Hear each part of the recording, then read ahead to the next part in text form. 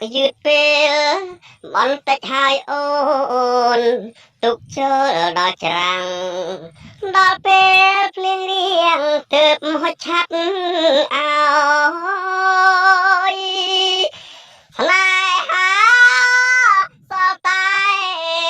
ដង្ហើមចុងក្រោយនេះឬ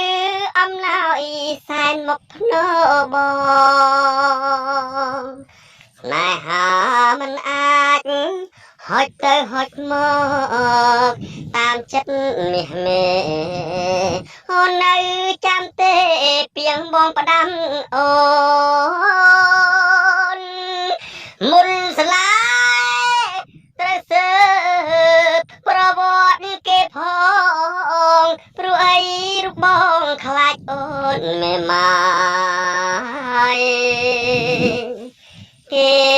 ស្មោះតែមាត់ប្រវត្តិខលខូចដើមក្រូចផ្លែក្រូចដើមស្វាយផ្លែស្វាយពេលនេះអង្គប្រែទៅជាបាយរូបអូនមកកាយស្ដាយមានន័យអ្វីបំណាច់នឹងព្រាត់ចូលវត្តកាន់សើជឿស្ដាយស្រណោះទៅទាំងវិញចង់កុំមកទៀតអីឬមករកប